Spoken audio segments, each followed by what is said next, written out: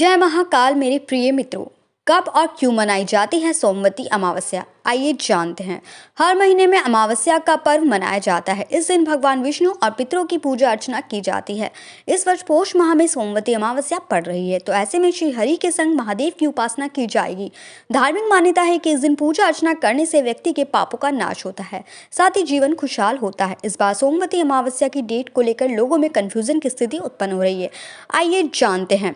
पंचांग के अनुसार पौष माह के कृष्ण पक्ष की अमावस्या तिथि का प्रारंभ 30 दिसंबर को सुबह 4:01 से होगा। वहीं अगले दिन यानी 31 दिसंबर को सुबह 3:56 पर तिथि का समापन होगा।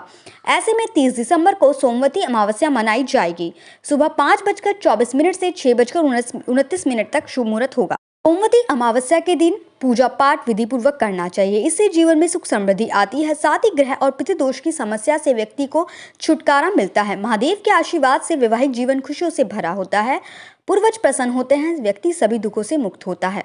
सोमवती अमावस्या की व्रत कथा। गरीब ब्राह्मण परिवार था। उस परिवार में पति पत्नी के अलावा एक पुत्री भी थी। वह पुत्री धीरे धीरे बड़ी होने लगी।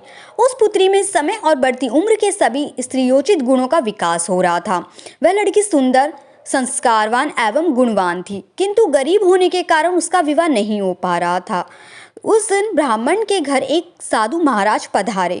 वो उस कन्या के सेवा भाव से काफी प्रसन्न हुए। कन्या को लंबी आयु का आशीर्वाद देते हुए साधु ने कहा, इस कन्या की हथेली में विवाह योग्य रेखा नहीं है। तब ब्राह्मण दंपति ने साधु से उपाय पूछा कि कन्या ऐसा क्या करे कि उसके हाथ में विवाह योग बन जाए। साधु ने कुछ विचार करने के बाद अपनी अंतर्दृष्टि से ध्यान करके बताया कि कुछ दूरी पर गांव में एक सोना नाम की धोबिन जाति की एक महिला ने बेटे और बहू के साथ रहती है, जो बहुत ही आचार विचार और संस्कार संपन्न तथा पति परायण है। यह कन्या उसकी सेवा करे और वह महिला इसकी शादी में अपनी मांग का सिंदूर लगा दे। उसके बाद इस कन्या का विवाह हो तो इस कन्या का वैधव्य मिट सकता है। साधु ने यह भी बताया कि वह महिला कहीं जाती आती नहीं है। यह सुनकर ब्राह्मणी ने अपनी बेटी से धोबिन की सेवा करने की बात कही। अगले दिन कन्या प्रातः काल उठकर सोना धोबिन के घर जाकर साफ सफाई और अन्य सारे करके अपने घर वापस आने लगी। एक दिन सोना धोबिन अपनी बहू से पूछती है कि तुम तो सुबह ही उठकर सारे काम कर लेती हो और पता नहीं चलता।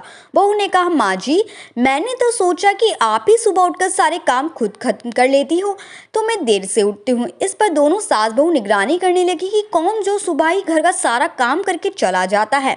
कई दिनों के बाद धोबिन ने देखा कि एक कन्या अंधेरे घर में आती है और सारे काम करने के बाद चली जाती है। जब वह जाने लगी तो सोना धोबिन इसके पैरों पर गिर पड़ी। पूछने लगी, आप कौन हैं और इस तरह